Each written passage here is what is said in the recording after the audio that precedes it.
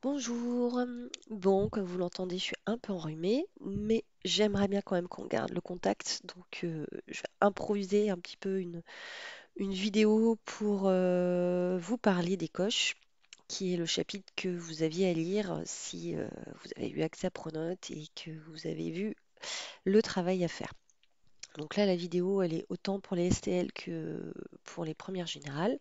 Je vais juste reprendre ce que j'avais mis un petit peu dans le Geniali pour parler de ce chapitre et faire une introduction. Donc voilà, comme on est confinés tous ensemble à distance pendant quelques jours, on va en profiter pour essayer de travailler malgré les difficultés. Donc ce chapitre, vous voyez, fait écho au cannibale qu'on a déjà lu. Le thème commence, c'est celui de ces peuples de l'Amérique du Sud qui viennent récemment d'être découverts, qui ont été colonisés par les Espagnols et les Portugais. Et si vous avez réussi à lire ce chapitre qui est un peu long et un peu difficile, il est vrai, vous voyez que Montaigne fait une féroce critique de, euh, de cette colonisation qui s'est passée par des massacres, qui a entraîné des pillages, etc. Donc, le début du chapitre qu'on étudiera en lecture linéaire avec les premières deux. Notre monde vient d'en trouver un autre. Vous voyez qu'il commence. Enfin, c'est pas le début, en fait, c'est la moitié du chapitre, mais tout le début est assez long et pas vraiment dans le sujet. Montaigne évoque le mal de mer, les différentes causes. Bref, j'ai choisi de sauter tout cela et vous avez tout à fait le droit, si vous avez ce document, de démarrer en bas de la page 8.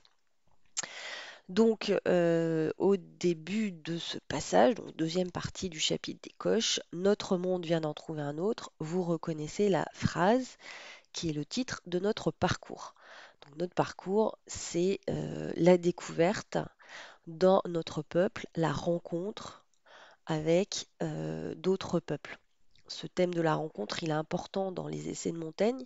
Vous vous souvenez sûrement de la fin du chapitre des cannibales, où trois Brésiliens sont à Rouen et Montaigne a l'occasion de les rencontrer, de dialoguer avec eux et de les faire parler sur ce que ces hommes trouvent de bizarre dans notre civilisation. Donc c'est toujours l'occasion de critiquer la vision ethnocentrée des Européens pour donner une autre voie, pour montrer d'autres valeurs et notamment des valeurs qui sont celles de courage, de persévérance, que Montaigne attribue aux anciens, aux Grecs et aux Romains. Vous vous souvenez qu'il a une immense admiration pour les Grecs et les Romains, et il y a des parallèles qui sont faits euh, avec les Grecs et les Romains. Si vous avez lu le chapitre, vous l'avez vu. Ces peuples sont finalement aussi courageux, ont des valeurs aussi importantes, admirables que les Grecs et les Romains. Notre monde vient d'en trouver un autre. Et qui nous répond si c'est le dernier de ses frères, puis que les démons, les Sibylles et nous avons ignoré celui-ci jusqu'à cette heure? Non moins grand, plein et membru que lui, toutefois si nouveau et si enfant qu'on lui apprend encore son ABC. Il n'y a pas 50 ans qu'il ne savait ni lettres, ni poids, ni mesure, ni vêtements, ni blé, ni vigne. Il était encore tout nu au giron, et ne vivait que des moyens de sa mère nourrice. Donc ce peuple est comparé à un enfant, alors que la civilisation européenne serait plutôt dans l'âge vieillissant, en déclin et prête à disparaître. Et donc, elle ne possède pas, il ne possède pas la culture des Européens, lettres, poids, ni mesure, vêtements, blé, etc. Le giron, c'est le sein, et vous voyez que vous avez encore la comparaison de la nature avec une mère, hein, la mère nourrice. Si nous concluons bien de notre fin, et ce poète de la Genèse de son siècle, il s'agit de Lucrèce, cet autre monde ne fera rentrer en lumière quand le nôtre en sortira. Donc il y a l'idée que les mondes, c'est-à-dire les civilisations, ont des cycles avec une naissance et une fin. Et plusieurs fois dans le texte, Montaigne parle d'une fin du monde. D'ailleurs, peut-être que vous avez vu que à la fin du chapitre, Montaigne évoque des croyances, voilà, j'y suis, des Mexicains sur le fait que le monde aurait connu déjà 4 âges, 4 périodes, euh, avec une destruction à chaque fois, et qu'on serait dans le 5e âge qui aboutirait à la fin du monde définitive. D'ailleurs, je vous rappelle, enfin vous étiez un peu jeune en 2012, mais il y a eu toute une phobie ou enfin en tout cas beaucoup de choses sur cette fin du monde de 2012 qui correspondrait au calendrier Maya, etc. Donc c'est quelque chose finalement qui perdure, hein, ces idées de fin du monde. Et Montaigne en parle euh, plusieurs fois dans ce chapitre. Donc je prends cette partie du chapitre, je vous la lis. Ceux du royaume de Mexico étaient aucunement plus civilisés, étaient vraiment plus civilisés, la langue de Montaigne est un peu difficile, et plus artistes que n'étaient les autres nations de là. Aussi jugeait-il, ainsi que nous, que l'univers fut proche de sa fin et en prirent pour signe la désolation que nous y apportâmes. Donc vous imaginez, en ces temps-là de coronavirus, de théorie du collapsing, de l'effondrement et tout, on est en plein dedans finalement, hein. Je pense que Montaigne, vous voyez, il est tout à fait d'actualité aujourd'hui. Il croyait que l'être du monde se partage en 5 âges et en la vie de 5 soleils consécutifs, desquels les 4 avaient déjà fourni leur temps, et que celui qui leur éclairait était le 5e. Le premier périt avec toutes les autres créatures par universelle inondation d'eau. Ça doit vous rappeler le mythe du déluge, l'arche de Noé, mais on retrouve ça aussi chez les Romains, le déluge. Euh, voilà. Le second par la chute du ciel sur nous, qui étouffa toute chose vivante, auquel âge ils assignent les géants. Dans la mythologie grecque, il y a aussi cette histoire de géants. Et on voit que finalement, ces grands mythes sont assez universels, hein, même si la civilisation découverte par les Européens semble très différente. Malgré tout, on a finalement des mythes qui reviennent, et notamment ces mythes de destruction, de fin du monde. Et en firent voir aux Espagnols des ossements à la proportion desquels la stature des hommes revenait à 20 paumes de hauteur. Je ne sais plus à quoi ça correspond. Vous irez voir dans vos éditions, vous avez des notes. Le troisième, par feu, qui embrasa et consuma tout. Le quatrième, par une émotion, un mouvement violent d'air et de vent, qui abattit jusqu'à plusieurs montagnes. Les hommes n'en moururent point, mais ils furent changés en magots, c'est-à-dire en singes. Quelles impressions ne s'ouvre la lâcheté de l'humaine créance. Il est en train de dire, oh là là, les hommes sont vraiment euh, très très crédules, hein, de croire qu'on est changé en singe. En même temps, vous savez que depuis Darwin, on dit que l'homme descendrait des grands singes. Donc, après tout, on pourrait voir quelques réalités dans le mythe. Après la mort de ce quatrième soleil, le monde fut 25 ans en perpétuelles ténèbres, au 15e desquels fut créé un homme et une femme qui refirent l'humaine race. 10 ans après, à certains de leurs jours, le soleil parut nouvellement créé et commence depuis le compte de leurs années par ce jour-là. Donc le début du monde remonte à cela. Le troisième de sa création, moururent les dieux anciens, les nouveaux sont nés depuis du jour à la journée. Ce qu'ils estiment de la manière que ce dernier soleil périra, mon auteur n'en a rien appris. Donc on ne sait pas, Montaigne n'a pas pu savoir, vous vous souvenez qu'il a des témoignages, hein, de gens qui sont allés au Brésil. Euh, il n'a pas pu, et là il s'agit en fait d'un récit, le récit de Gomara, avoir de renseignements sur quand la fin du monde. Montaigne dit à un certain moment que, donc juste après, ce serait vers 1645. Donc la fin du monde, c'est vraiment un thème qui revient régulièrement. Bon, ce chapitre est aussi l'occasion, j'avais demandé aux premières deux de me faire un petit résumé là-dessus, de faire une critique de la colonisation, des horreurs commises par les Espagnols. Donc je reprends ces chapitres-là. C'est très très long, hein, le chapitre. Il y a des récits sur ce que les Espagnols ont fait au roi du Pérou, ont fait au roi du Mexique, et ça donne l'occasion pour le coup de faire un éloge, pardon, de ces peuples, de leur courage. Ce chapitre, voilà, ce passage-là est important puisque c'est ici, à partir de là. Donc sur le document que j'ai mis pour les STL en pièces jointes, je vais vous le mettre aussi pour les premières, c'est à la page 10. Et j'ai pas la même édition que vous, donc je peux pas vous donner la page. C'est à peu près 4 pages avant la fin. Donc une rencontre imaginée. Vous avez vu que Montaigne aime bien imaginer, faire dialoguer, hein. Évidemment, tout cela est reconstitué. Il y a un art du récit de Montaigne. Donc il imagine une rencontre entre les Espagnols et qu'est-ce que se sont dit ces Espagnols et les peuples qu'ils ont rencontrés alors qu'ils longeaient les mers. Vous savez que la navigation se fait en longeant les mers et on fait des escales régulièrement. Donc c'est ce que dit en côtoyant la mer, ça veut dire juste en longeant la côte.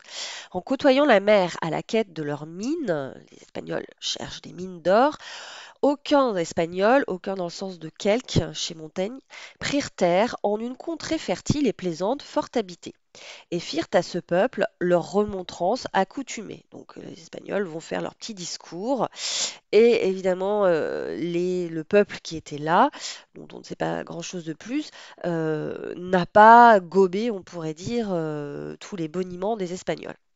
Donc vous voyez que vous avez du discours indirect libre, hein, qui commence par une conjonction de subordination que, qu'ils étaient gens paisibles. Donc les Espagnols disent qu'ils étaient gens paisibles, venant de lointains voyages, envoyés de la part du roi de Castille, le plus grand prince de la terre habitable, auquel le pape, représentant Dieu en terre, sur terre on dirait, avait donné la principauté de toutes les Indes, que s'il voulait lui être tributaire, il serait très bénignement traité. Donc ces peuples seraient très bien traités si ils se soumettaient au roi de Castille.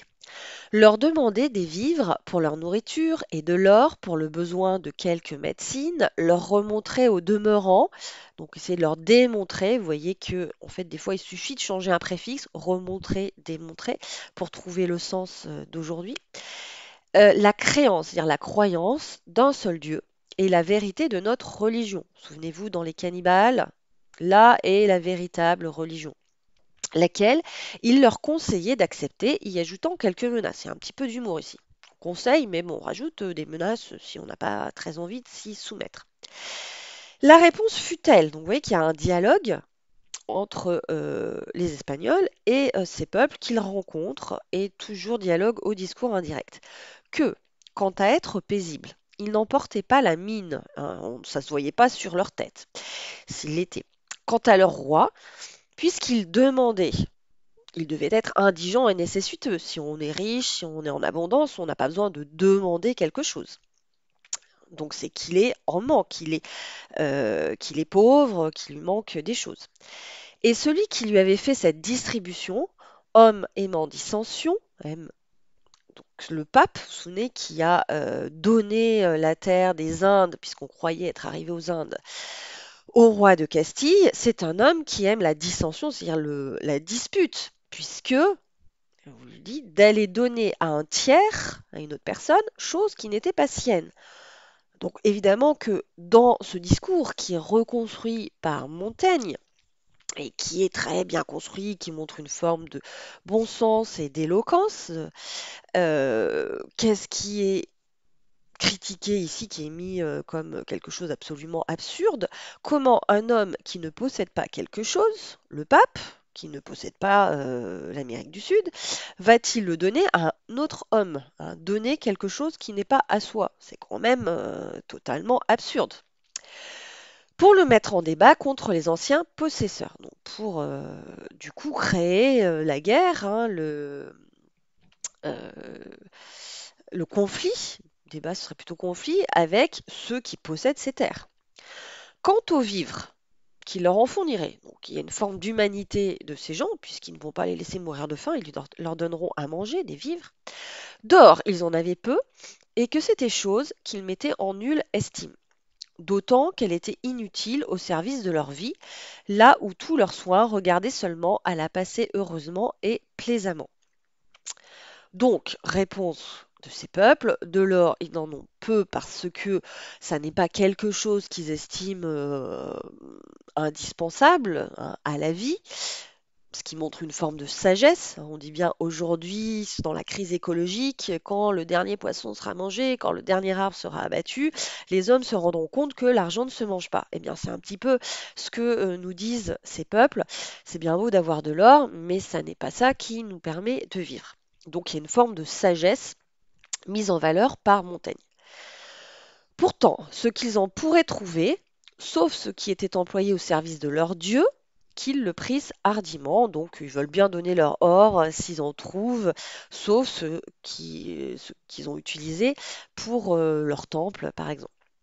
Quant à un seul Dieu, vous voyez la construction du discours avec les connecteurs logiques, dernier argument, quant à un seul Dieu, le discours leur en avait plu.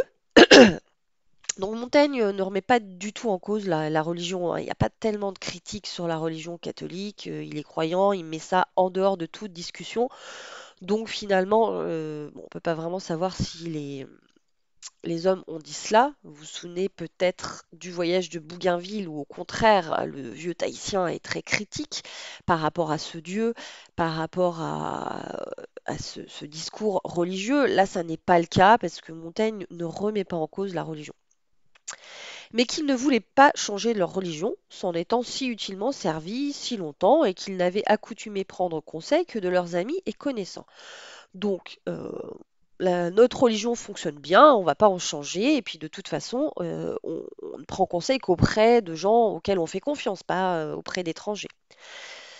Quant aux menaces, c'était signe de faute de jugement, de manque de jugement, d'aller menaçant ceux desquels la nature et les moyens étaient inconnus. Donc quand on ne connaît pas quelqu'un, on ne va pas menacer parce qu'on ne sait pas trop comment il va répliquer.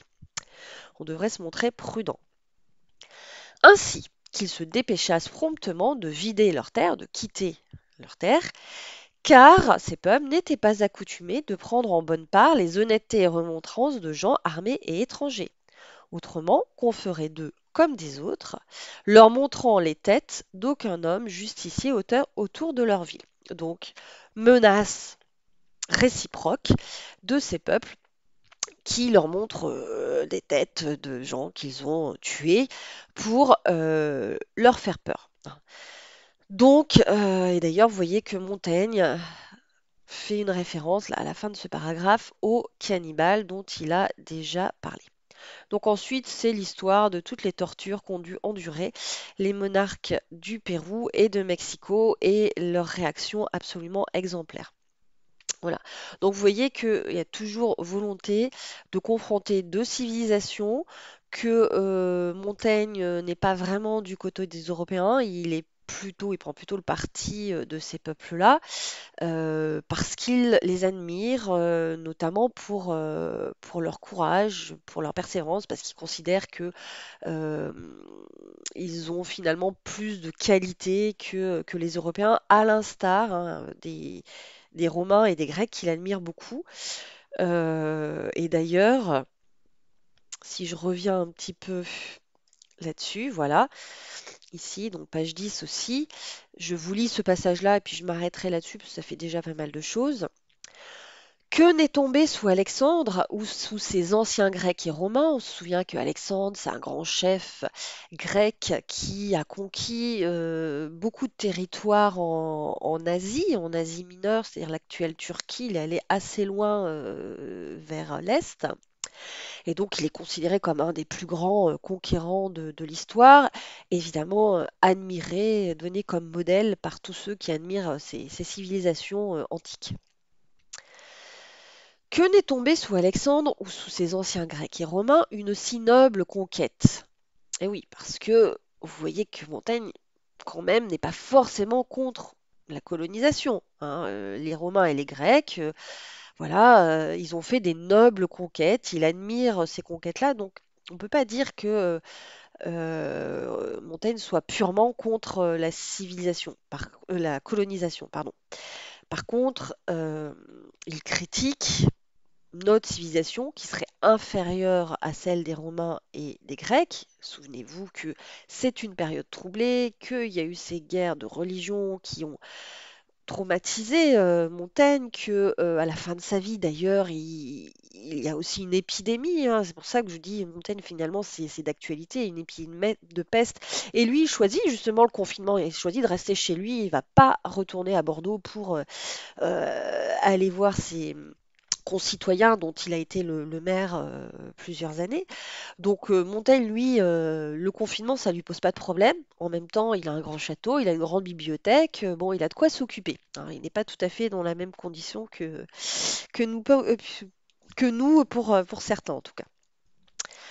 Donc, que n'est tombé sous Alexandre ou sous ses anciens Grecs et Romains une si noble conquête et une si grande mutation et altération de tant d'empires et de peuples. Altération, c'est un changement, hein, c'est pas forcément négatif, sous des mains qui eussent doucement poli et défriché ce qu'il y avait de sauvage. Donc vous voyez qu'il y a quand même une hiérarchie.